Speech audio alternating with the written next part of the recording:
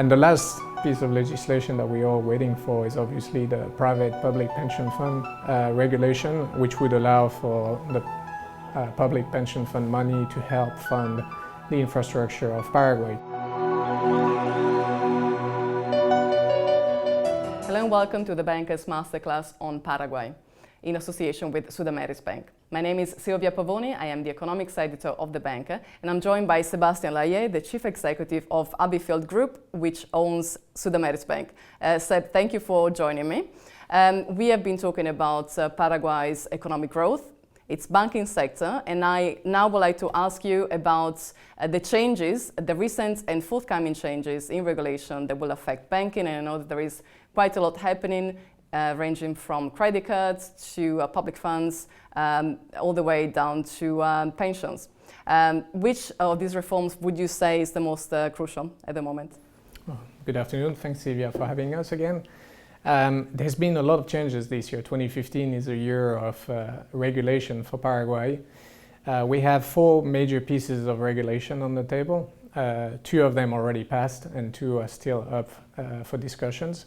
The first one was limitation around the credit card usage. The law that was passed in August and put in effect at the end of October limits de facto the interest rate that you can charge on a credit card, but also put a regulatory framework around the relationship between financial institutions and shops, points of sales. We welcome the change to a certain extent. It's important to have a level playing field between the consumer and the banking sector at large. However, we view it as a problem that the minimum or the maximum interest rate that is allowed to be charged on a credit card was set by Congress and not by the central bank. It is the role of the central bank to do this. But it is what it is. The law is now active, and hopefully we'll be able to work within that framework and continue to serve the clients. What are the limits now?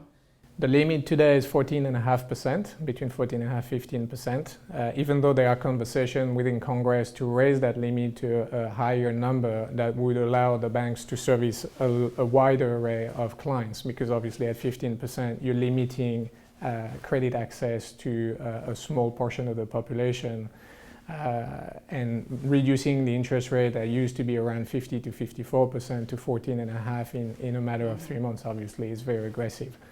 But nonetheless, some of those changes in that law were needed. Equally needed changes into the banking law. Paraguay is sailing towards Basel III. Even though it's a market that's a lot less sophisticated than a European or Asian or the US market. Because your funding for its entirety is based on deposits. We don't have derivatives, we have much less dependence on international markets for funding, for banks, for wholesale funding as well. But nonetheless, it's important to periodically review minimum requirements in terms of capital, to review calculation of risk-weighted assets. So again, we welcome the change. What's important is to always have visibility in a change. So if we have to increase the level of equity, we need to know how much every year. We need to have a vision so that the banks can adapt to those changes. And I think we've reached that point in the new banking law. So in our opinion, it's very positive. And then we have 2 other pieces of legislation. One concerns public funds. Basically, public funds today can be placed within the entire financial sector, and I have discussions to concentrate those public funds only into the national bank called Banco Nacional de Fomento. Mm-hmm. This has been an ongoing conversation over the last 2 years. Again, any decision that is taken, whether to withdraw the funds from the private sector or not, needs to be taken within a certain time frame that minimizes the impact on the private sector at the end of the day. And the last piece of legislation that we are waiting for is obviously the private public pension fund regulation, which would allow for the public pension fund money to help fund the infrastructure of Paraguay. Today, those funds are placed on short-term maturities, so they don't participate in the long-term development of the country. So this is really going to be a turning point for Paraguay, isn't it? And for its banks as well. Absolutely. Banks are, I would say, craving for long-term funding options. And traditionally, public pension fund and private pension fund are the providers of those long-dated deposits that the banking system need in order to make long-term loans. And those long-term loans in general are used for infrastructure projects. So it's a virtuous circle that we need to kickstart in Paraguay.